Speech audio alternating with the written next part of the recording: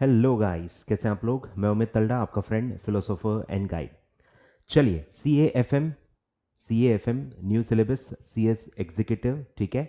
हम स्टार्ट करने जा रहे हैं सर इस पार्ट में, ठीक है।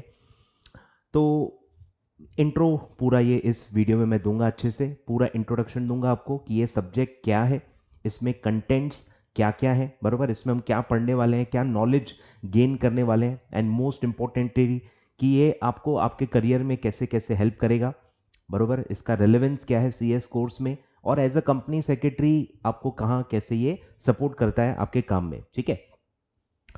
दूसरी बात कि ये डेमो क्लास है, ठीक है।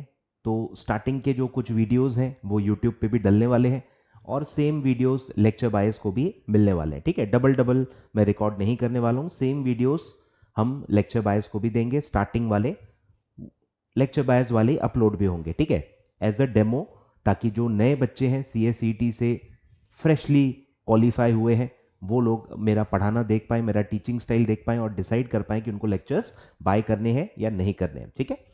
तो इस सब्जेक्ट को पूरा हम समझेंगे, ठीक है। इस सब्जेक्ट को पहले हम पूरा समझेंगे, क्योंकि देखो ये लॉ सब्जेक्ट नहीं है।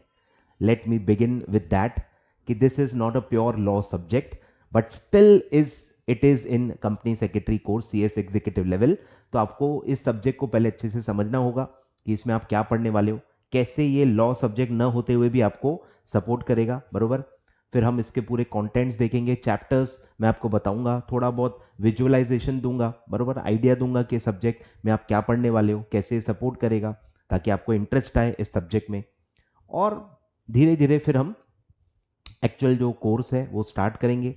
ये मैं कैसे लेने वाला हूँ, क्या क्या इसमें कवरेज होगा, सब मैं आपको बताऊंगा। तो अच्छे से पूरा वीडियो पूरा देख लेना है, ठीक है। अगर आपको पूरी तरह से हर चीज़ समझनी है तो अच्छे से पूरा वीडियो आखिरी तक देख लेना, ठीक है। चलिए, सबसे पहले let me introduce my self, ठीक है।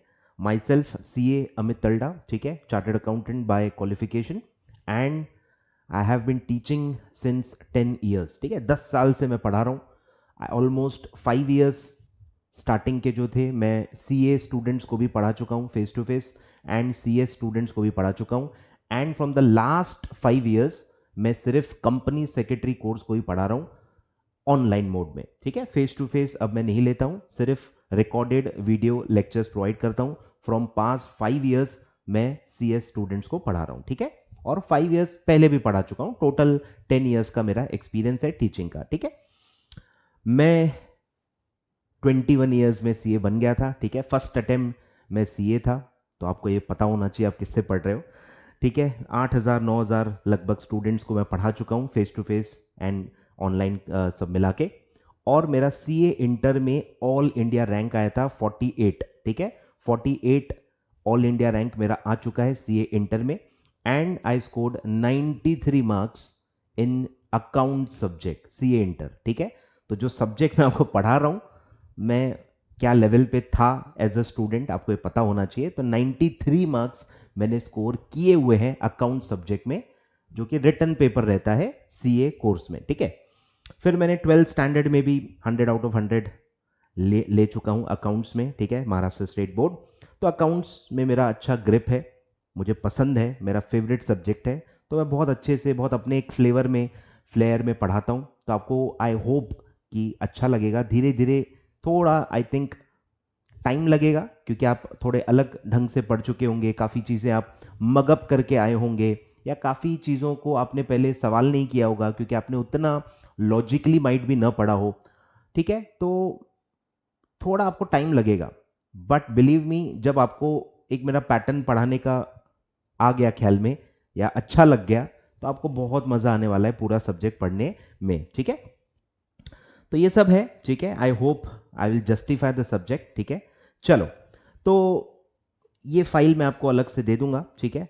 और सबसे मेन बात जो मैं बताना चाहूँगा स्टार्ट करने से पहले, कि जो मेरे स्टूडेंट्स रहेंगे जो बाय करने वाले हैं लेक्चर्स, अब वो अलग अलग फील्ड से होते हैं, ठीक है। साइंस वाले भी आते हैं जो कंपनी सेक्रेटरी कोर्स चूज करते हैं आफ्टर 12th स्टैंडर्ड। तो 12th तक मतलब काफ़ी अकाउंट मतलब कॉमर्स वाले भी रहते हैं, साइंस वाले भी रहते हैं, ठीक है। या काफ़ी ग्रेजुएशन से भी बच्चे आते हैं जिन्होंने 3-3 2-2 3-3 साल पहले अकाउंट्स पढ़ा था, बेसिक्स पढ़े हुए जिनको बहुत ज़्यादा समय हो गया है, ऐसे भी बच्चे होते हैं जिन्होंने पढ़ा था पर 2-3 साल में ऑलमोस्ट वो सब भूल जाते हैं, छोटी छोटी बातें उनको याद नहीं रहती है, ठीक है। तो इसीलिए मेरा हमेशा से अप्रोच रहता है कि यार चलो जीरो से पढ़ाते हैं, ठीक है। एकदम आप 10th स्टैंडर्ड पास आउट हो, आपको अकाउंट्स के बारे में कुछ भी नहीं पता है, ये सोच के, ये माइंडसेट रख के मैं पढ़ाऊंगा, क्योंकि एक माइंडसेट रखना बहुत ज़रूरी है पढ़ाते वक्त। अगर मेरा माइंडसेट नहीं रहेगा, मुझे क्लियर नहीं रहेगा कि मैं किसको पढ़ा रहा हूँ, समझ रहे हो, एक बेस मान के चलना पड़ता है ना, टीचिंग में एक बेस मान के चलना पड़ता है कि लोगों की लेवल ऑफ अंडरस्टैंडिंग क्या है, उनको अकाउंट्स कितना आता है, वो सोच के फिर आप वहां से बिल्डअप करते हो, कॉन्सेप्ट्स को बिल्ड करते हो, उनका वर्ल्ड बिल्डिंग, पूरा जो कंसेप्ट बिल्डिंग है वहीं से स्टार्ट होता है। अब क्योंकि अलग अलग अलग लोग वीडियो देख रहे होते हैं, लेक्चर्स देख रहे होते हैं, इसलिए मैं हमेशा ये कन्वीनियंस लेता हूं कि मैं जीरो से स्टार्ट करूं। मतलब बच्चा साइंस फील्ड का भी हो ना, उसको समझ में आ जाए कि मैं क्या बात कर रहा हूं, कैसे सोच रहा हूं, बिजनेस क्या होता है, बिजनेस के एक्टिविटीज क्या होते हैं, ट्रांजैक्शंस क्या होते हैं, इवेंट्स क्या होते हैं। काफी बच्चों को इवेंट्स क्या होते हैं यही नहीं पता होता, अकाउंट्स में रिकॉर्ड क्या करते हैं वो भी नहीं पता होता। तो काफी बेसिक्स मैं आपको बताऊंगा, एक सोचने समझने का तरीका बताऊंगा कि अकाउंट्स को कैसे समझते हैं, अकाउंट्स क्या दुनिया का नाम है।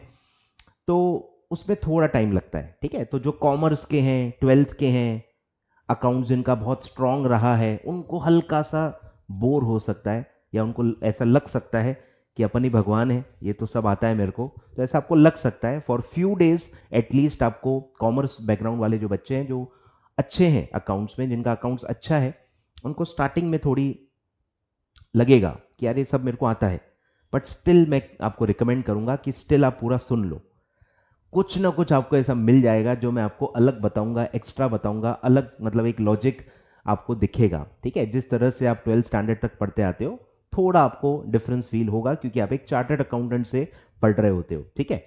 तो इसलिए मेरी रिक्वेस्ट है, साइंस वाले तो पूरा ध्यान देंगे ही, उनकी तो बैंड बजी होती है, उनको वैसे भी टेंशन होता है कि यार अकाउंट्स कैसे समझेगा, क्या किए, वो तो थोड़े से सीरियस होते ही हैं, या थोड़े से ओपन होते हैं कि यार मुझे एफर्ट देना पड़ा, टाइम देना पड़ा तो मैं दूंगा, क्योंकि बेसिक्स के बिना तो उनको भी पता है कि यार मेरे बेसिक्स ही क्लियर नहीं हुए तो मैं तो सब्जेक्ट को, मेरी ग्रिप कभी आएगी नहीं।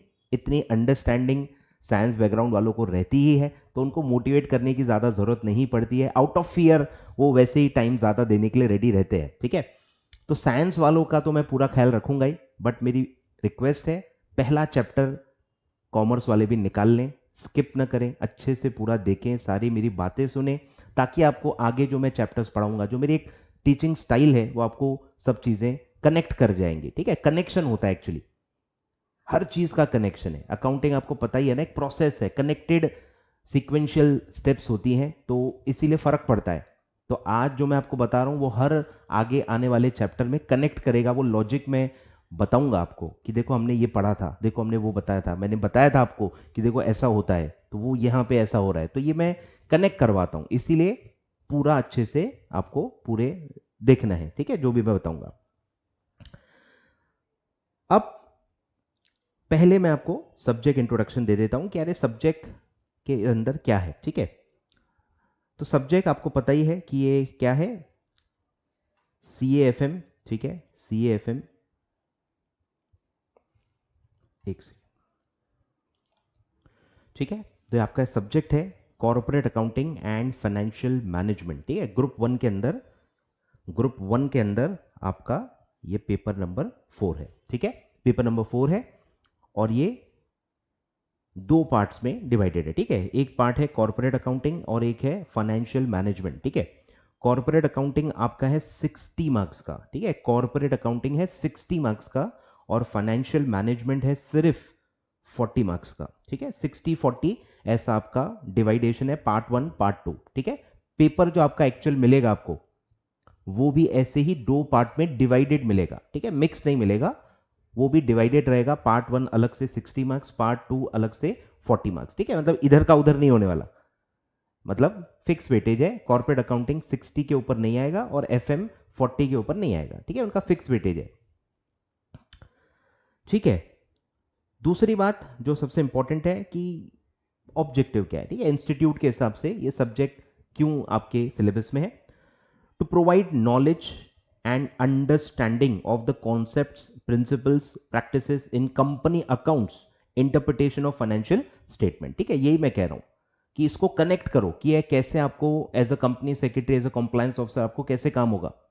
ठीक है, आप कंप्लायंस ऑफिसर रहोगे, ठीक है, कहीं ना कहीं आप फाइनेंशियल स्टेटमेंट्स देखोगे, उसके पूरे डिस्क्लोजर रिक्वायरमेंट्स आप ही का काम है। ठीक है, तो फाइनेंशियल स्टेटमेंट में क्या क्या आता है, बरोबर, उसके पार्ट्स क्या होते हैं, उसमें क्या डिस्क्लोजर रिक्वायरमेंट्स होती हैं, कहाँ होती हैं, कहाँ क्या डिस्क्लोजर देना होता है, नंबर्स को कैसे इंटरप्रीट करना होता है, बैलेंस शीट को कैसे इंटरप्रीट करेंगे, प्रॉफिट एंड लॉस स्टेटमेंट को कैसे इंटरप्रीट करेंगे, कैश फ्लो स्टेटमेंट को कैसे इंटरप्रीट करेंगे, ये भी तो आना चाहिए ना।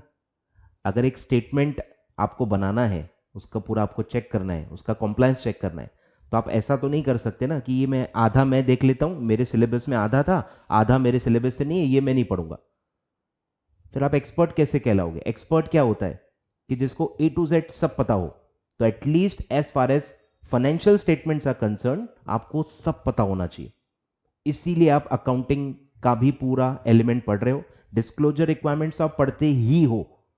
अनलिस्टेड कंपनी है, कंपनीज एक्ट में सब आप पढ़ोगे। फिर लिस्टेड कंपनी है तो आप सभी रेगुलेशंस में सब पढ़ोगे। तो वो legal requirement, legal point of view, legal compliance, disclosure requirements, formats, ये तो आप पढ़ोगे ही पढ़ोगे। But the end of the day ये फाइनेंशियल स्टेटमेंट बताते क्या है, लोग इसको पढ़ते क्यों है, इसका काम क्या होता है, ये आपको भी तो पता होना चाहिए ना कि फाइनेंशियल स्टेटमेंट कंपनी क्यों बना रही है, कैसे बना रही है। कोई डेटा अगर वहां आ रहा है वो कहां से आ रहा है। अगर बैलेंस शीट में फिक्स एसेट लिखा हुआ है, बिल्डिंग की वैल्यू है 50 करोड़ रुपए, तो आपको पता होना चाहिए कि आप ये चेक कैसे करोगे कि ये कहां से नंबर आया है। तो आपको अकाउंटिंग का पूरा प्रोसेस, पूरे स्टेप्स पता होना चाहिए कि कोई भी नंबर कहां से आता है, क्यों आता है, कैसे कैलकुलेट होता है, हर चीज आपको पता होनी चाहिए। उसका इंटरप्रिटेशन, उसका आगे जो एंड यूज है कि सामने वाला उसको कहां यूज करता है, ये भी आपको पता होना चाहिए। आए ख्याल में, तभी आपको कोई बेवकूफ नहीं बना पाएगा। तो आपको बहुत अच्छी एक ग्रिप, बहुत अच्छी एक एक्सपर्टीज होनी चाहिए as far as financial statements are concern. आए ख्याल में, इसीलिए पूरा आप ये सब पढ़ोगे, इस सब मैं बताऊंगा आपको कैसे हेल्प करते हैं। ठीक है, तो आपको अच्छा नॉलेज और आपको अच्छा अंडरस्टैंडिंग होना चाहिए अकाउंटेंसी का, टू प्रोवाइड कॉन्सेप्चुअल क्लैरिटी। ठीक है, कॉन्सेप्चुअल क्लैरिटी आपके पास होना चाहिए and practical aspect of financial management. ठीक है, कि फाइनेंशियल मैनेजमेंट कैसे होता है, पैसा कंपनी के अंदर कैसे मैनेज होता है। आपको मैनेज नहीं करना है, लेकिन आपको यह पता होना चाहिए कि मैनेज कैसे होता है, ताकि उसमें आपका कहां कितना रोल होता है। एज अ कंप्लायंस ऑफिसर आपको कहां क्या पता होना चाहिए, कहां कितना लॉ का पार्ट है, आपको पता होना चाहिए।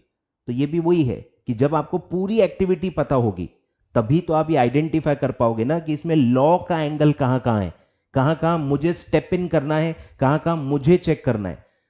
कोई चीज अगर आपको पूरी पता ही नहीं है तो आप दूसरों के भरोसे रहोगे, वो कहेंगे ये तुम्हारा काम नहीं है तो तुम मान लोगे कि तुम्हारा काम नहीं है, ऐसा थोड़ी होता है। तो आपको पता होना चाहिए, कोई आपको बेवकूफ ना बना पाए। आपको पूरा फंड रेजिंग कैसे होती है, कहां होती है, फिर वहां जो एज अ कंपनी सेक्रेटरी आपका कहां रोल आएगा, डॉक्यूमेंटेशन, लीगल ड्राफ्टिंग, बरोबर, पूरा जो रोल्स एंड रिस्पॉन्सिबिलिटीज आप लिखते हो, लीगल लाइबिलिटीज लिखते हो। ठीक है, तो कंपनी सेक्रेटरी का आपको ओवरऑल रोल पता होना चाहिए। तो overall company, as a company पैसा मैनेज कैसे करती है, कंपनी पैसा कैसे मैनेज करती है, कहां से लाती है, कहां लगाती है, ये पूरा जो उनका पॉलिसी है ये आपको पता होना चाहिए एज अ कंपनी सेक्रेटरी, तो ही आप उसका कॉम्प्लायंस पूरा देख पाओगे। ठीक है, तो एक पार्ट है हमारा जो फाइनेंशियल स्टेटमेंट से रिलेटेड है। पूरा फाइनेंशियल स्टेटमेंट, हिसाब किताब जो कंपनी बनाएगी, फाइनेंशियल स्टेटमेंट्स पूरा ईईटी लेवल पे भी थोड़ा बहुत आपको पता है कि उसमें क्या क्या आता है, बराबर, थोड़े प्रोविजंस आप पढ़ चुके हो। Profit and loss statement, balance sheet, cash flow statement, notes to account, ठीक है, ये सब आपको पता है। Statement of changes in equity, तो ये सब आपको पता है कि ये बंच को अपन पूरा फाइनेंशियल स्टेटमेंट्स कहते हैं। ठीक है, अब आप धीरे धीरे पढ़ोगे कि ये कैसे बनते हैं, इसके अंदर क्या आता है, किसको बनाना है, किसको नहीं बनाना है, कहाँ क्या कुछ थोड़े बहुत एग्जम्पशंस हैं, कुछ फॉर्मेट्स हैं क्या, किसके लिए क्या फॉर्मेट है, टाइम लिमिट्स क्या है बनाने की, डिस्क्लोजर रिक्वायरमेंट्स कैसी होती हैं, बराबर। ये धीरे धीरे धीरे धीरे धीरे धीरे आप नॉलेज बिल्डअप करते जाओगे, आपकी अंडरस्टैंडिंग बिल्डअप होते जाएगी थ्रू ऑल सब्जेक्ट्स। सारे सब्जेक्ट्स कनेक्टेड है। तो जब हम कॉर्पोरेट अकाउंटिंग पढ़ेंगे, रह रह के उसमें कंपनी लॉ के प्रोविजंस आएंगे, क्योंकि अकाउंटिंग कैसे करनी है ये तो लॉ ही बताएगा।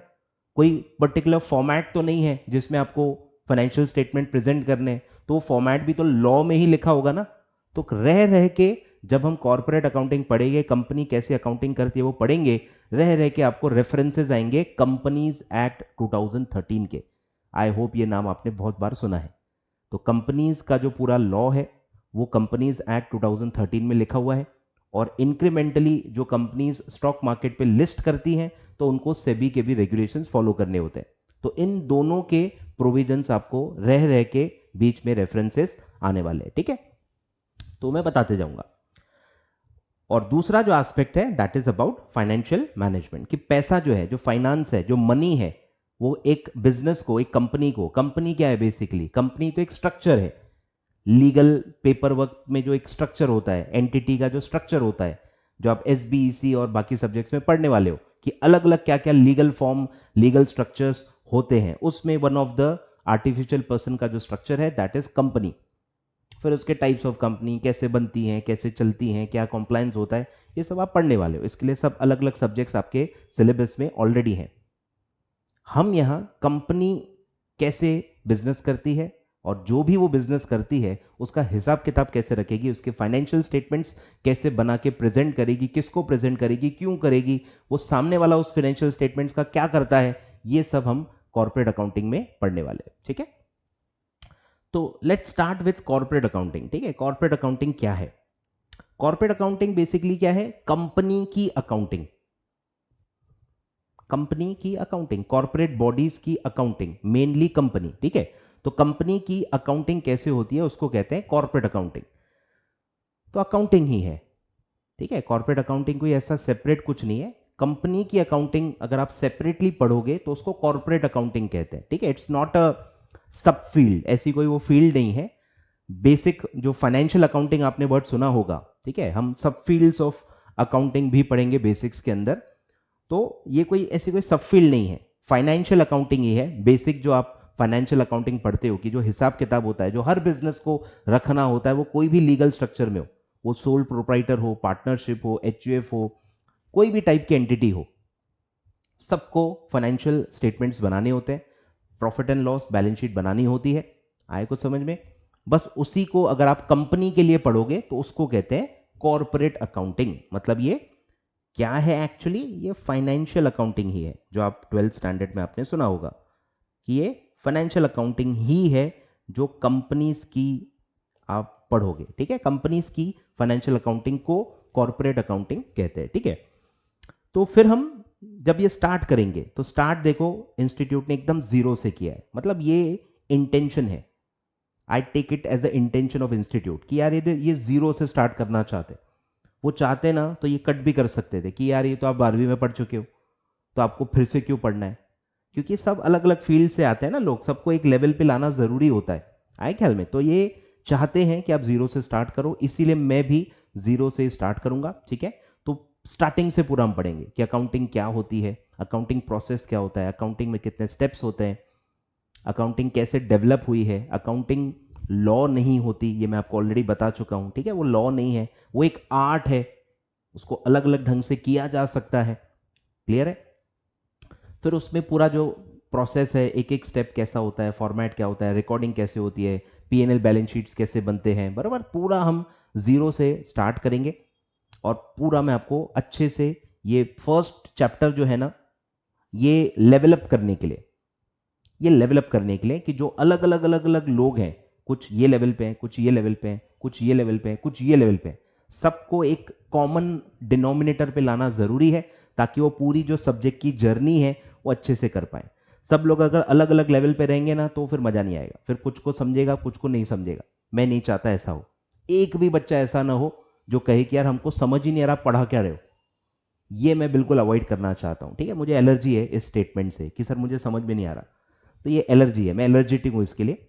तो इसलिए मैं पूरी कोशिश करूंगा कि मैं जीरो से बताऊं, हर बात बताऊं, हर एक वर्ड का मतलब बताऊं आपको, पूरा बिजनेस क्या होता है, कितने टाइप्स के होते हैं बिजनेस में, क्या ट्रांजैक्शन इवेंट्स होते हैं, क्या रिकॉर्ड कर रहे होते हैं, क्यों कर रहे होते हैं, ये सब मैं आपको जीरो से समझाऊंगा। तो it will take some time, ठीक है। 10-15 आवर्स मुझे लग जाते हैं स्टार्टिंग के टू लेवल अप, ठीक है, हर बच्चे को एक कॉमन लेवल पे लाके, ताकि फिर वहां से उनको पूरी जर्नी में मैं इंट्रोड्यूस करूं सब्जेक्ट को, ठीक है। तो ये वो टॉपिक है। यहाँ मैं पूरा बेस सबका सेम कर दूंगा, बेसिक्स पूरे क्लियर कर दूंगा। यहाँ अपन को 15 आवर्स या 16-17 आवर्स भी लग सकते हैं, ठीक है। थोड़ा लेंदी रहेगा but believe me it is worth it, ठीक है। वर्थ लगेगा आपको, खासकर साइंस बैकग्राउंड वालों को तो मज़ा आ जाएगा। और फिर यहाँ से हम नॉर्मल जैसे पढ़ते हैं, ठीक है। यहाँ तक मतलब सब लोग कॉमर्स फील्ड के बन जाएंगे, यहाँ तक सब लोग कॉमर्स फील्ड के बन जाएंगे। जो भी आप 11th-12th में पढ़ते हो, जो आगे CS कोर्स से आपके सिलेबस से कनेक्टेड है, उतना पूरा बेसिक मैं आपको इसी फर्स्ट चैप्टर में पढ़ा दूंगा, ठीक है। तो फिर आपको कभी गम कसर नहीं रहेगा कि यार मैं कॉमर्स से हूँ नहीं हूँ, साइंस से था, कोई फर्क नहीं पड़ेगा, ठीक है।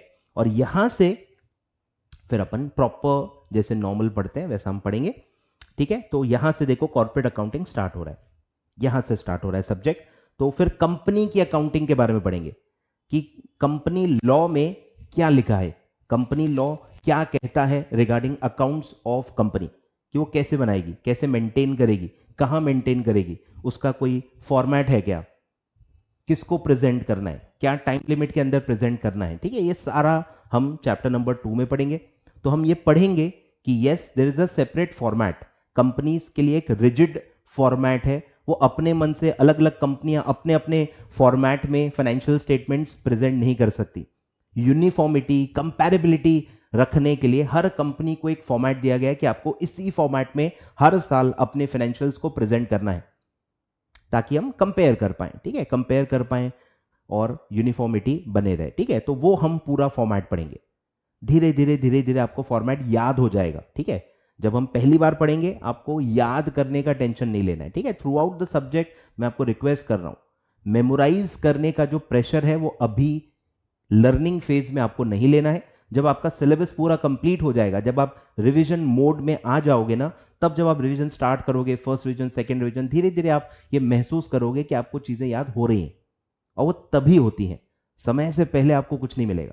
आप कहोगे कि यार अमित सर ने पढ़ाया, मेरे को उसी वक्त याद भी हो जाए। अरे भाई, जादू टोना थोड़ी कर रहे हैं। अभी आपको सिर्फ अंडरस्टैंडिंग पे ध्यान देना है। हर चीज, हर जर्नल एंट्री, हर जो भी हम बनाएंगे, पढ़ेंगे, हर स्टेप्स को समझेंगे, वो क्यों हो रही है, कैसे हो रही है, वो आपको बस समझना है। अगर वो आपको आ रहा है, मतलब अमित सर का काम वहां खत्म है। ग्रेजुअली जब आप सब्जेक्ट में आगे बढ़ोगे, प्रैक्टिस करोगे, रिवाइज करोगे, चीजें अपने आप आपको ईजी लगेंगी और याद हो जाएंगी, ठीक है।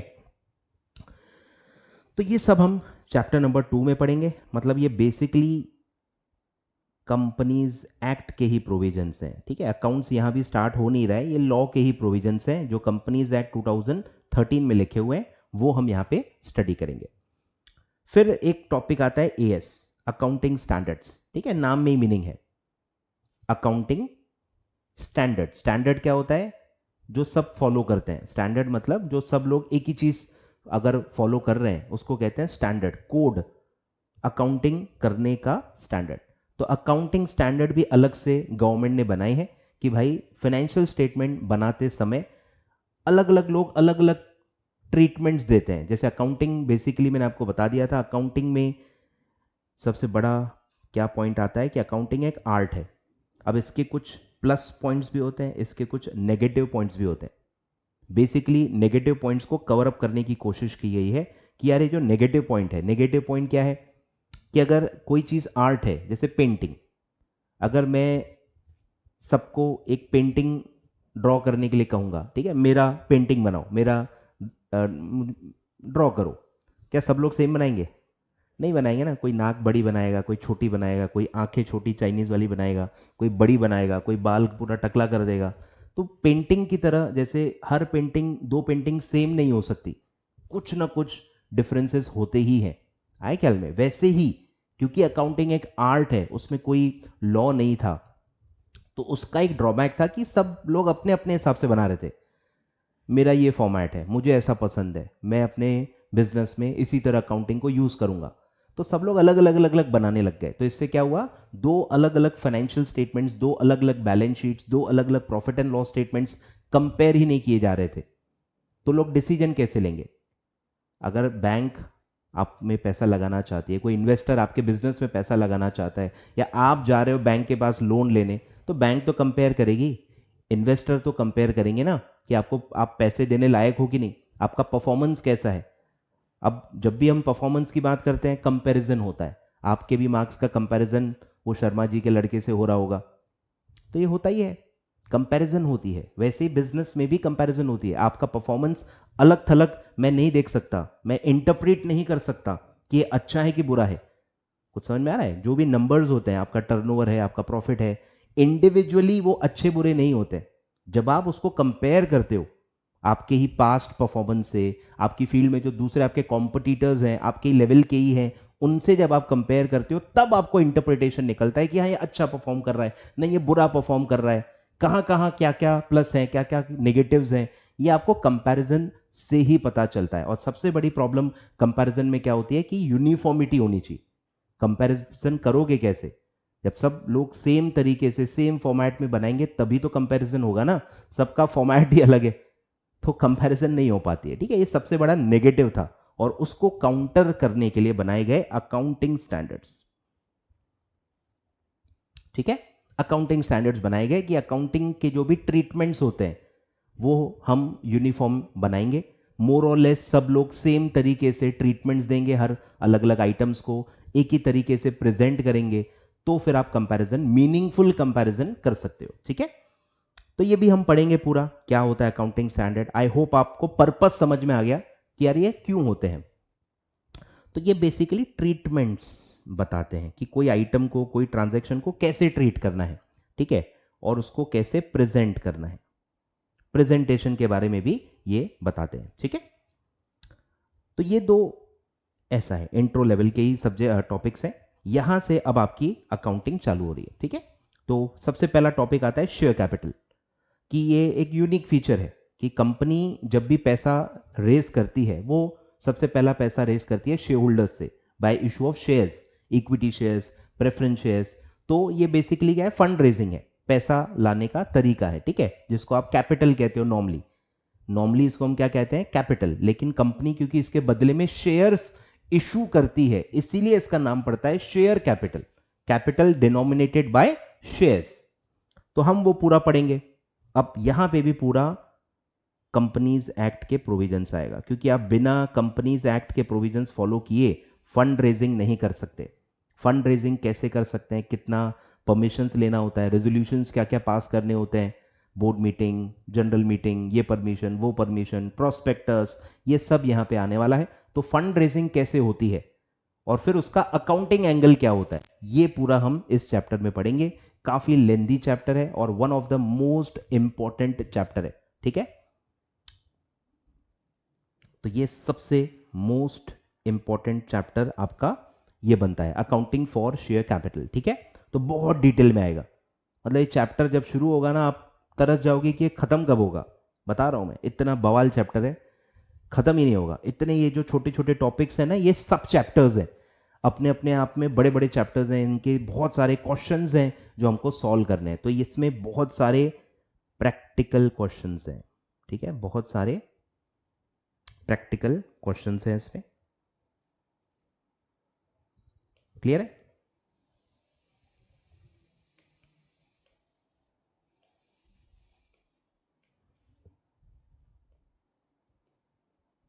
बहुत सारे प्रैक्टिकल क्वेश्चन हम पढ़ने वाले हैं। ठीक है, फिर आते हैं डिबेंचर्स। ठीक है, डिबेंचर्स भी क्या है, फंड रेजिंग ही है। डिबेंचर भी एक इंस्ट्रूमेंट है जो आप इशू करते हो, जिसके अगेंस्ट आप लोगों से पैसा लेते हो। ठीक है, ये भी फंड रेजिंग है, डिबेंचर्स। तो ये दोनों पैसा फंड रेज करने के दो तरीके हैं, दो इंस्ट्रूमेंट्स हैं जिसको इशू करके आप पैसा रेज करते हो। तो सेम इसमें भी जो लॉ के प्रोविजंस हैं वो भी हम पढ़ेंगे, और फिर उसका अकाउंटिंग एंगल पढ़ेंगे कि जब आप ये पैसा रेज करते हो तो उसकी अकाउंटिंग कैसे होती है। फिर इन्हीं दोनों चैप्टर के रिलेटेड एस्पेक्ट्स हैं। ठीक है, फिफ्थ, फोर्थ और फिफ्थ के कनेक्टेड जो रिलेटेड एस्पेक्ट्स हैं वो हम पढ़ेंगे। तो इसीलिए टिपिकली मैं क्या करता हूं, ये जो चैप्टर है ये मैं मर्ज कर देता हूं।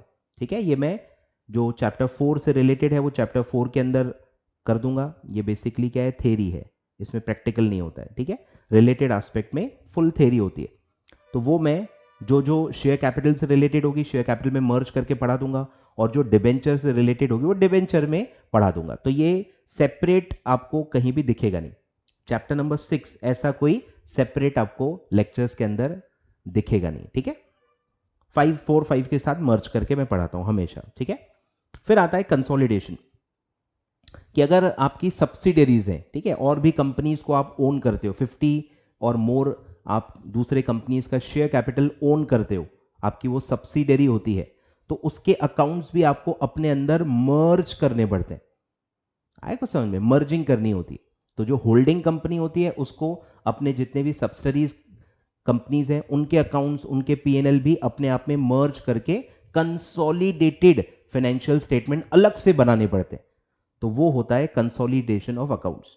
और अगर सर किसी की सब्सिडरी है ही नहीं, तो वो किसी और कंपनी के मैक्सिमम या मेजॉरिटी शेयर्स होल्ड ही नहीं करता है, तो ये आप पे अप्लाई नहीं होगा। तो ये सिर्फ उन्हीं पे अप्लाई होता है जिनके सब्सिडरी कंपनीज है, ठीक है। फिर आता है एनालिसिस, ठीक है, फाइनेंशियल स्टेटमेंट एनालिसिस, इंटरप्रिटेशन, कि ये जो आप बना रहे हो ये कैसे बनते हैं वो तो आप ऊपर पढ़ लोगे। अब इसका होता क्या है भाई, ये कागज का मैं करूंगा क्या, फाइनेंशियल स्टेटमेंट अगर मेरे हाथ में आ भी गया मैं इसका करूं क्या, क्या इंटरप्रिटेशन निकाल सकता हूं मैं, क्या डिसीजन मेकिंग इससे कर सकता हूं, ये पूरा हम इस चैप्टर में पढ़ेंगे। फाइनेंशियल स्टेटमेंट एनालिसिस, कि कंपनी को एनालाइज करेंगे, जैसे डॉक्टर आपकी हेल्थ को एनालाइज करता है, डॉक्टर आपकी हेल्थ को एनालाइज करता है ना, कि आप कहाँ इम्यूनिटी है, ब्लड कैसा है, ये कैसा है, वीकनेस, पता नहीं क्या क्या टाइप के एनालिसिस होते हैं, वो सारे एनालिसिस आप एक कंपनी के लिए कर सकते हो डॉक्टर की तरह, कि उसका ये एस्पेक्ट कैसा है, उसकी प्रॉफिटेबिलिटी कैसी है, उसकी सॉल्वेंसी कैसी है, उसकी लिक्विडिटी कैसी है, टाइम पे वो पैसा चुका पाएगी कि नहीं चुका पाएगी, लॉन्ग टर्म में वो सरवाइव कर पाएगी कि नहीं कर पाएगी, कितने उसके पास एसेट्स हैं, कितने बाहर के पैसे हैं जो वो यूज कर रहा है, सब चीजें आप एक डॉक्टर की तरह कंपनी के सारे अलग अलग जो डायमेंशंस होते हैं, क्वालिटीज होती हैं, उसको आप टेस्ट कर सकते हो, एनालाइज कर सकते हो कि कहाँ वो अच्छी है कहाँ वो बुरी है। आए ख्याल में, तो वो पूरा हम इसमें पढ़ेंगे, फाइनेंशियल स्टेटमेंट एनालिसिस। इसी का एक आगे का स्टेप होता है कैश फ्लो, कि कैश फ्लो हम एनालाइज करेंगे। देखो, किताब में अगर कोई प्रॉफिट है आपके वो कोई काम का नहीं, अगर मेरे बुक के अंदर प्रॉफिट दिख रहा है 50 लाख रुपए, पर अगर वो 50 लाख मेरे पास कैश फॉर्म में है ही नहीं, तो फिर वो 50 लाख का मैं करूंगा क्या, अचार डालूं भाई। बिजनेस करने के लिए तो कैश लगती है ना, तो कैश का क्या है, कैश के मामले में आपका बिजनेस कितना स्ट्रांग है, कैश कहां से जनरेट करता है, फिर वो कैश जाती कहां है, ये सब एनालिसिस होता है कैश फ्लोज में। कैश फ्लो स्टेटमेंट अलग से बनता है और उसमें बिजनेस को कैश फ्लो के एंगल से एनालाइज किया जाता है कि ये कैश खुद से जनरेट कर पाती है कि नहीं कर पाती है, क्योंकि क्रेडिट सेल भी होती है, उधारी में भी माल बिकता है, तो ऐसा तो नहीं है कि ये बोरो कर करके कैश ले रही है और खुद से कैश जनरेट ही नहीं कर पाती। ऐसी टाइप की कंपनी तो सर्वाइव ही नहीं कर पाएगी, लोग पैसे डुबा देंगे तो आपके पास तो पैसे नहीं आएंगे कभी, कब तक बाहर का पैसा लोगे और बाहर वाले आपको कब तक पैसा देंगे। तो सर्वाइवल के लिए डे टू डे अपने जो आप खर्चे भरते हो वो कैश आप लाते कहां से हो, अपनी डे टू डे कमाई से ही लाते हो या आप बाहर से तो नहीं ले रहे। ये जो एक तगड़ा एनालिसिस होता है कि बिजनेस कितना स्ट्रांग है, बिजनेस में कितना दम है, ये कैश फ्लो स्टेटमेंट से आप जज करते हो। तो डिटेल में हम पढ़ेंगे कैसे बनता है, क्यों बनता है, इसमें क्या इंटरप्रिटेशन निकलता है, कंपनी स्ट्रांग है वीक है, कैसे ये जज किया जाता है, सब कैश फ्लो के एंगल से हम कैश फ्लो स्टेटमेंट ये चैप्टर के अंदर पढ़ने वाले। और फिर आता है फोरकास्टिंग, कि बिजनेस आगे कहां जाएगा बेस्ड ऑन जो भी उनके पास्ट के 5-6 साल के परफॉर्मेंसेज हैं, उसके बेसिस पे आप प्रेडिक्शन करते हो, क्योंकि आप लोन दे रहे होंगे या कोई प्रोजेक्ट आ रहा होगा, तो आप एस्टिमेट करना चाहते हो कि यार ये कैसे करेंगे, ये इनके आगे की सेल कितनी होगी, क्योंकि आपको कंपनी के साथ जुड़ना होगा, उसमें शेयर्स में पैसे लगाने होंगे एज ए इन्वेस्टर, या एज ए बैंक आप उसको लोन दे रहे हो, प्रोजेक्ट फाइनेंस दे रहे हो, तो वो फ्यूचर में इंटरेस्टेड है ना, कोई भी आपके पास में क्यों इंटरेस्टेड होगा, वो तो हो गया। इंटरेस्ट काय में होता है फ्यूचर में, कि अगर ये ऐसे ही परफॉर्म करते रही तो ये कहाँ जाएगी और फिर उसमें मुझे कितना फायदा होगा। तो ये सब हम करेंगे फोरकास्टिंग फाइनेंशियल स्टेटमेंट्स, ठीक है, सब फ्यूचर के बारे में होगा। अब आपको ये इतना तो बेसिक पता होगा कि जब भी हम अकाउंटिंग करते हैं हम किसकी अकाउंटिंग करते हैं, हम पास्ट की करते हैं, जो ट्रांजैक्शन आप कर चुके हो, जो चीजें हो चुकी हैं उसी की अकाउंटिंग होती है, जो होने वाली है उसकी अकाउंटिंग नहीं होती है, फ्यूचर की अकाउंटिंग होती ही नहीं है। अकाउंटिंग हमेशा हिस्टोरिकल होती है, पास्ट की अकाउंटिंग हो जाती है, जो ट्रांजैक्शन आप कर चुके हो उसकी अकाउंटिंग की जाती है। तो ये चैप्टर पूरे आपके सिलेबस से हटके है क्योंकि ये फ्यूचर के बारे में, और नॉर्मली जितने भी चैप्टर या जो भी चीजें हम पढ़ेंगे वो सब पास्ट के बारे में होंगी। क्लियर है? तो ये पूरा हट गया, ये फ्यूचर के बारे में। चलो, तो ये पूरा हम पढ़ेंगे और ये पूरा सिलेबस आपका 60 मार्क्स का होने वाला है। ठीक है, चलो, तो आई होप आपको एक अंदाजा आ गया होगा कि हम क्या पढ़ने वाले। Let's move on to second part, that is financial management. ठीक है, फाइनेंशियल मैनेजमेंट, फाइनेंशियल या फाइनेंस का मतलब क्या होता है? मनी, पैसा। ठीक है, कि बिजनेस में पैसा कहां से आता है, क्यों बिजनेस में पैसे की जरूरत होती है, पैसा कहां आप लगाते हो, आए कुछ समझ में? पैसा कहां कहां से रेज कर सकते हैं, सोर्सेस। ठीक है, वो हम देखते हैं। कंपनी मतलब कहां कहां से पैसा ला सकते हैं। तो कंपनी के पास चॉइसेस होती है, कंपनी को डिसाइड करना होता है कहां, कब, कितना, कहां से पैसा रेज करना है, और वो पूरा होता है फाइनेंशियल मैनेजमेंट, जो फाइनेंस मैनेजर के पास होता है। फाइनेंस मैनेजर जो होता है कंपनी का, वो ये डिसाइड करता है। ठीक है, तो वो सब हम पढ़ेंगे। ठीक है, कि क्यों हम फाइनेंशियल मैनेजमेंट करते हैं, हमारा ऑब्जेक्टिव क्या होता है। फिर हम मैथमेटिक्स पढ़ेंगे, इसके पीछे जो मैथ्स यूज होता है कैलकुलेशंस में, बरोबर। तो वो सब, टाइम वैल्यू ऑफ मनी भी हम अलग से पढ़ेंगे।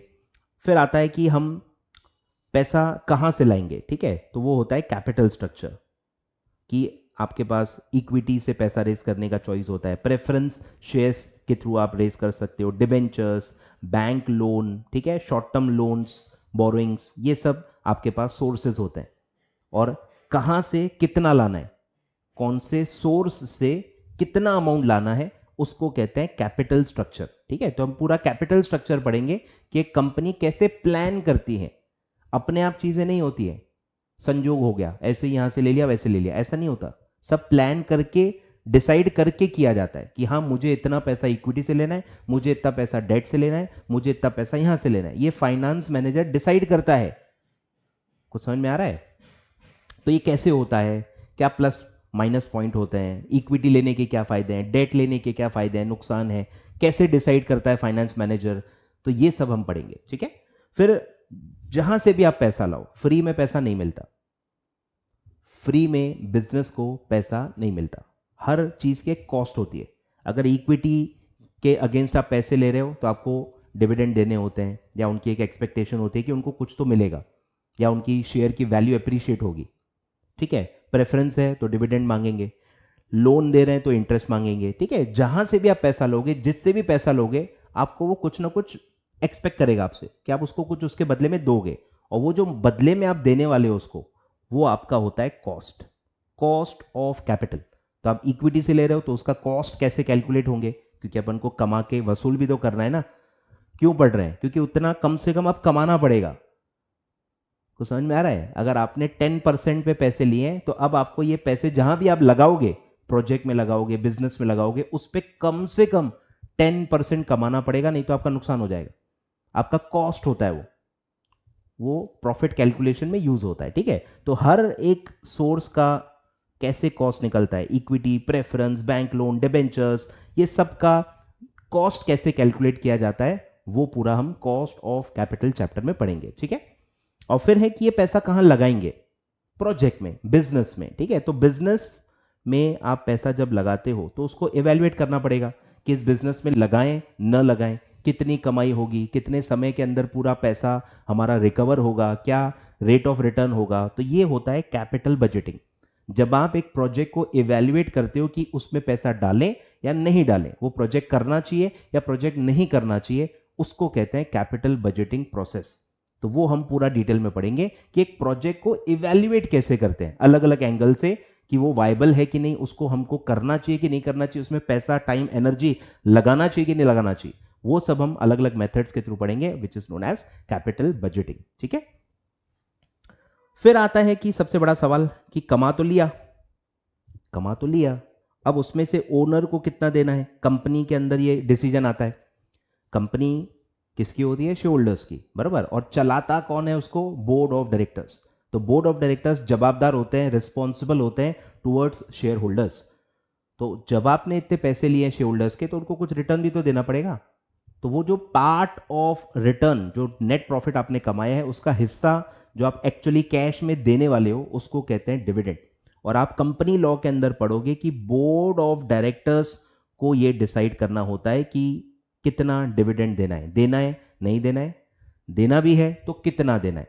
तो ये कैसे डिसाइड होता है, ये बोर्ड ऑफ डायरेक्टर्स या फाइनेंस मैनेजर कैसे डिसाइड करता है, तो वो हम इस चैप्टर में पढ़ेंगे कि डिविडेंड कैसे डिसाइड किया जाता है, डिविडेंड का इंपैक्ट क्या होता है, नहीं दिया तो क्या इंपैक्ट है, दिया अच्छा खासा बहुत ज्यादा दे दिया तो क्या इंपैक्ट होता है, शेयर के प्राइस पे, कंपनी की वैल्यू पे कैसे वो अफेक्ट करता है और कैसे उससे वो डिसीजन इन्फ्लुएंस होता है, ये सब हम इस चैप्टर में पढ़ने वाले।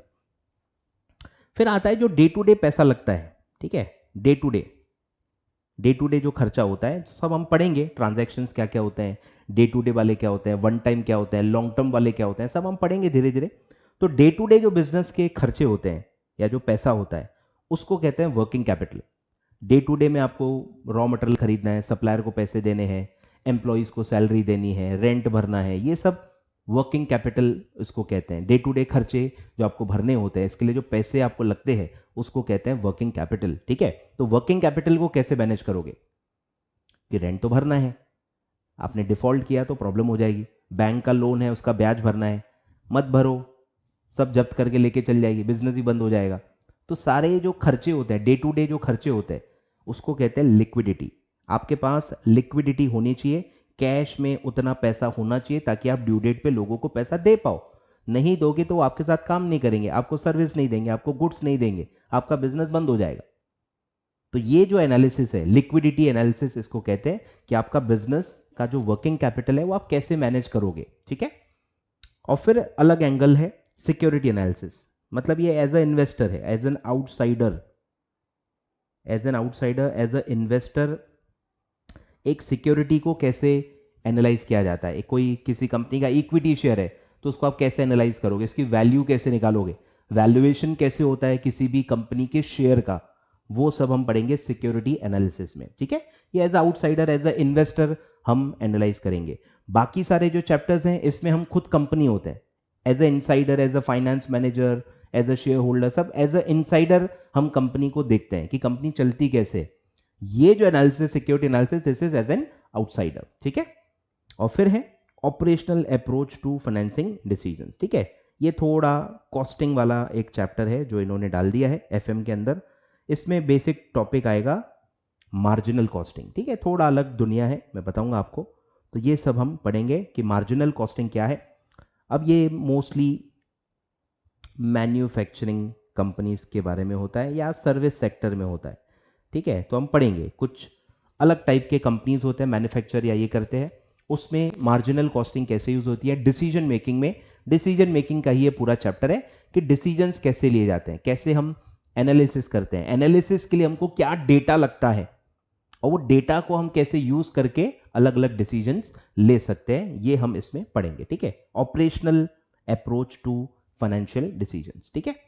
तो ये पूरा आपका फाइनेंशियल मैनेजमेंट है और ये इतना सब मिला के सिर्फ 40 मार्क का है, 40 मार्क्स का वेटेज है। तो आप समझ सकते हो सब्जेक्ट खत्म ही नहीं हो रहा, मतलब इतना ज़्यादा लेंदी टॉपिक इन्होंने दे दिया है कि ये मतलब आप जब स्टार्ट करोगे ना आपको टेंशन होगा, बिलीव मी, कि ये ख़त्म कब होगा, कि इसमें क्या क्या है, कब ख़त्म होगा। तो ये बहुत लेंदी होने वाला है, बट यस इंटरेस्टिंग है, मैं बता दूं इंटरेस्टिंग है। बहुत ही बड़ा सपोर्ट रोल ये निभाता है कंपनी सेक्रेटरी के प्रोफेशन में, कि अगर ये नहीं रहा ना तो आप बाकी लोगों से डील नहीं कर पाओगे।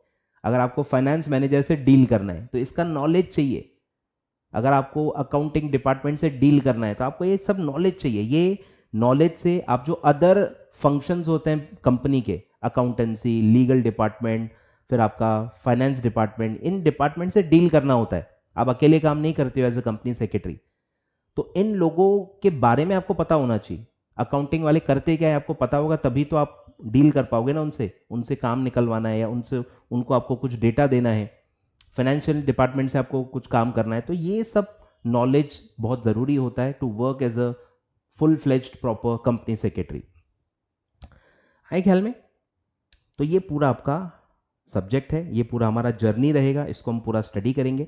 तो मैं स्टार्ट करूंगा कॉर्पोरेट अकाउंटिंग से, ठीक है, उसके बाद फिर मैं फाइनेंशियल मैनेजमेंट स्टार्ट करूंगा। अब इसमें कहाँ कहाँ न्यूमेरिकल प्रैक्टिकल क्वेश्चंस होते हैं वो मैं आपको बता देता हूँ, ठीक है। तो चैप्टर 1 आई थिंक पूरा थ्योरी रहेगा, छोटे मोटे प्रैक्टिकल आएंगे, कुछ खास नहीं है। प्रैक्टिकल देखो, सबसे बड़ा प्रैक्टिकल कहाँ आता है मैं बताता हूँ आपको, ठीक है। शेयर कैपिटल ये प्रैक्टिकल है, डिबेंचर प्रैक्टिकल है, कंसोलिडेशन प्रैक्टिकल है, फाइनेंशियल स्टेटमेंट एनालिसिस प्रैक्टिकल है, रेशोज आता है इसमें, और कैश फ्लो, ठीक है। और फोरकास्टिंग भी प्रैक्टिकल है, ठीक है। ऑलमोस्ट प्रैक्टिकल ही है, थोड़े बहुत ही हैं जो फुल थ्योरी रहेंगे, ठीक है। Same goes for FM. FM में टाइम वैल्यू प्रैक्टिकल है, कैपिटल बजटिंग प्रैक्टिकल है, कॉस्ट ऑफ कैपिटल प्रैक्टिकल है, डिविडेंड प्रैक्टिकल है, वर्किंग कैपिटल प्रैक्टिकल है, सिक्योरिटी, सब में प्रैक्टिकल है, ठीक है। सब में प्रैक्टिकल आएगा। तो वही मैं कह रहा हूँ, बहुत वास्ट है, क्योंकि सबके फुल क्वेश्चंस हम देखने वाले हैं, अच्छे खासे क्वेश्चंस हम देखेंगे। तो ये चैप्टर थोड़ा जाएगा लेंदी, ठीक है, लेंदी जाएगा। और मैं इसीलिए आपको बता चुका हूं कि जो भी लेक्चर बाय करने वाले हैं, आप मान के चलो कि 250 आवर्स से आने वाला है ये सब्जेक्ट, ठीक है। 250 आवर्स का ये सब्जेक्ट रहने वाला है, ठीक है। फुल थ्योरी होगी, फुल प्रैक्टिकल्स, फॉर्मूलाज, सारी चीज़ें, सारी बातें इसमें हम कवर करने वाले हैं। तो आपको बिल्कुल टेंशन लेने की ज़रूरत नहीं है। बहुत सारे क्वेश्चंस मैं रेगुलर लेक्चर्स में देने वाला हूं, और काफ़ी सारे क्वेश्चन मैं आपको प्रैक्टिस के लिए भी दूंगा। जो जो टाइप के क्वेश्चंस मैंने क्लास में करवाए हैं, एग्जैक्टली सेम जो सिमिलर क्वेश्चंस होंगे, वो मैं आपको एज अ होमवर्क या एज अ प्रैक्टिस क्वेश्चंस अलग से दे दूंगा, ताकि आपका कॉन्फिडेंस बिल्डअप हो। ये सब्जेक्ट में ना कॉन्फिडेंस का बड़ा प्रॉब्लम होने वाला है, आपको कॉन्फिडेंस फील ही नहीं होगा, क्योंकि ये सब प्रैक्टिकल है। अगर आपका मैथ्स खराब है, भैया आज से ही मैथ्स पे टाइम देना स्टार्ट कर दें। कैलसी में अगर आपको प्लस माइनस करना नहीं आता, स्क्वायर निकालना नहीं आता, रूट निकालना नहीं आता, एम प्लस एम माइनस नहीं आता, तो आपको वर्क करना स्टार्ट करना पड़ेगा। इक्वेशंस आपको नहीं आते, इधर का उधर मैंने बोला अरे सर ये आपने क्या कर दिया, ये प्लस था इधर माइनस कैसे हो गया। अगर आपको बेसिक्स नहीं आते हैं, थोड़ा आपको काम करना पड़ेगा, उसके बिना काम चलेगा ही नहीं। कोई शॉर्टकट नहीं है इस सब्जेक्ट में, बहुत ही ग्राइंड करना पड़ेगा, बहुत ही मेहनत करनी पड़ेगी, बेस बनाना पड़ेगा, मैथमेटिक्स से थोड़ा सा फ्रेंडशिप करनी पड़ेगी, लिखने की लंबी आदत डालनी पड़ेगी, प्रेजेंटेशन, आपके हैंड राइटिंग, पूरा रिटर्न पेपर है, ठीक है। आपको मैं बता दूं 100% रिटर्न पेपर है, नो एमसीक्यू, ठीक है, no MCQ, no MCQ, clear है। अब इसमें मैं ऑलरेडी यूट्यूब पे एक बार बता चुका हूं, रिपीट करता हूं कि इसमें मेरे हिसाब से पूरा जो सब्जेक्ट है 40% 40% थेरी होगा, थेरी क्वेश्चंस, ठीक है, रिटन थेरी क्वेश्चंस, और 60 जो है वो आएगा आपका प्रैक्टिकल, ठीक है। 60 जो है वो आपका रहेगा प्रैक्टिकल, ठीक है। तो प्रैक्टिकल है, पर पूरा 100 मार्क का प्रैक्टिकल नहीं है, 60 तक का तो रहेगा। तो मतलब पेपर थोड़ा लेंदी होगा, हो सकता है पूरा पेपर छुड़ा ही ना पाओ, ऐसा भी हो सकता है। इसीलिए यहां पे स्पीड का बहुत बड़ा काम रहेगा। अब ये बातें मैं फर्स्ट पार्ट में क्यों बता रहा हूं, क्योंकि जब मैं एक बार सब्जेक्ट चालू कर देता हूं ना, फिर ये बातें नहीं बताऊंगा, फिर मेरे को याद ही नहीं आती, मैं सब्जेक्ट में खो जाता हूँ, टॉपिक में खो जाता हूँ। तो मैं सब्जेक्ट टॉपिक उसके बारे में ज़्यादा बात करूंगा, इधर उधर की बातें मैं करता नहीं हूँ, ठीक है। तो ये इसलिए मैं पहले ही बता रहा हूँ कि प्रैक्टिकल 60 मार्क्स का रहेगा, 40 थेरी रहेगा। 40 मार्क्स तो आप जल्दी जल्दी लिख लोगे। प्रैक्टिकल में आपको स्पीड बहुत लगेगी, और स्पीड आती है प्रैक्टिस से। बार बार आप प्रैक्टिस करोगे, लिखोगे, सिमिलर क्वेश्चंस सॉल्व करोगे, टेस्ट वगैरह जो भी मैं दूंगा वो टेस्ट दोगे, तब जाके आपकी स्पीड बनेगी। और स्पीड हमेशा ग्रेजुअली बनती है, 15 दिन में कोई स्पीड नहीं बढ़ती। तो अभी आपके पास टाइम है, अभी आपके पास टाइम है, एग्जाम में टाइम है, तो आप डेली प्रैक्टिस स्टार्ट करो। जो जो क्वेश्चंस मैं रेगुलर लेक्चर्स में पढ़ाते जाऊंगा, प्रैक्टिस बुक या सिमिलर क्वेश्चंस में दूंगा ही होमवर्क के लिए, तो आपको भी सॉल्व करते जाना है। थोड़ा डिसिप्लिन लगेगा इस सब्जेक्ट को पास करने के लिए, आए ख्याल में। तो आई होप आप उतने ही सीरियसनेस से, उतने ही ज़्यादा एफर्ट्स देके मेरे साथ ये सब्जेक्ट अच्छे से पढ़ोगे, ठीक है। चलो, तो आई होप मैंने सारा बेसिक बता दिया है, ठीक है। मेरा टोटल ड्यूरेशन भी बता दिया है, सब्जेक्ट के बारे में भी पूरा आपको बता दिया है, ठीक है। 100% रिटर्न होगा, 40% 40 मार्क्स की लगभग थेरी होगी, और 60% पूरा पेपर रिटर्न होगा। उसमें आपको क्वेश्चंस को, न्यूमेरिकल क्वेश्चंस को सॉल्व करना है। कौन कौन से चैप्टर प्रैक्टिकल होंगे वो भी मैंने आपको बता दिए हैं, आप भी नोट डाउन कर सकते हो। और बाकी जो चैप्टर्स हैं वो पूरे पूरे थ्योरी है, ठीक है। ऑलमोस्ट पूरा ही सब्जेक्ट प्रैक्टिकली है, सब में छोटे मोटे बड़े प्रैक्टिकल क्वेश्चंस हैं, ठीक है। तो प्रैक्टिकल एस्पेक्ट हर चैप्टर में है, सब में आप सॉल्व करोगे क्वेश्चंस, क्लियर है। फिर जो लेक्चर बाय करने वाला है मैं उनको बता दूं कि आपको 2 रजिस्टर बनाने पड़ेंगे, प्रेफरेबली 200 पेजेस के, ठीक है। 200 पेजेस के 2 रजिस्टर्स बनाने पड़ेंगे, एक कॉर्पोरेट अकाउंटिंग का अलग, एफएम का अलग, ठीक है। 2 अलग अलग रजिस्टर बना लो, वो भी 200 पेजेस के, ठीक है। छोटे छोटे मत बनाना, खत्म हो जाएगा, क्लियर है। तो 200 पेजेस के रजिस्टर आप बना लो, एक अकाउंट्स का और एक एफएम का। स्टार्ट हम अकाउंट से करेंगे और फिर अकाउंट्स खत्म होने के बाद हम एफएम स्टार्ट करेंगे, ठीक है। चलिए, तो नेक्स्ट पार्ट में मिलेंगे, और नेक्स्ट पार्ट में अब मैं फर्स्ट टॉपिक जो है आपका इंट्रोडक्शन टू अकाउंटिंग, ये अब मैं स्टार्ट करने वाला हूं। अब ये मैं डायरेक्ट स्टार्ट नहीं करूंगा, इसमें भी मैं पहले जीरो से पूरा बेस बनाऊंगा।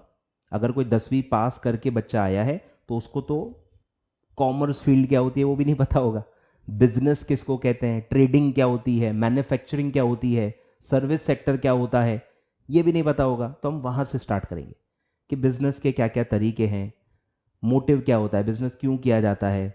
फिर एक नॉर्मल टिपिकल ट्रेडिंग बिजनेस है तो वो कैसे चलता है, उसमें ओनर क्या करता है, कैसे बिजनेस चलाता है, क्या ट्रांजैक्शन करता है, ट्रांजैक्शन क्या होते हैं, इवेंट्स क्या होते हैं। फिर वहां से अकाउंटिंग एंगल स्टार्ट होगा कि अकाउंटिंग क्यों होती है, अकाउंटिंग कौन करता है, कैसे करता है, कब करता है, क्यों करता है। जीरो से स्टार्ट करेंगे। साइंस वाले बच्चे हो ना, बहुत मजा आएगा आपको, हर वर्ड का हर शब्द का मीनिंग बताऊंगा। और जो कॉमर्स वाले भी हैं, बहुत बढ़िया रिवीजन हो जाएगा आपका, बहुत बढ़िया आपको सब चीज़ें रिकॉल हो जाएंगी। और आपको जब आगे मैं जाऊंगा सेकेंड थर्ड चैप्टर में मैं जब जाऊंगा तो आपको दिक्कत नहीं होगी, ठीक है। तो अच्छे से पूरा मेरा लेक्चर देखते रहे, साथ साथ में जो भी बायर्स हैं उनको व्हाट्सएप नंबर मेरा मिला होगा डाउट सॉल्विंग के लिए। तो बायर्स जो हैं वो तुरंत जब भी वो लेक्चर देख रहे होंगे, आप तुरंत कहीं भी आप अटको, कोई भी वर्ड, कोई भी लाइन, कोई भी सेंटेंस, कोई भी फ्रेज, कहीं भी अटको, आप व्हाट्सएप पे डाउट पूछ लेना। लेक्चर बायर्स को ये फैसिलिटी दी गई है, ठीक है। चलिए, thank you so much. Next part में अकाउंटिंग बिजनेस क्या होता है ये सब हम समझ के फर्स्ट चैप्टर को स्टार्ट करेंगे। Thank you so much.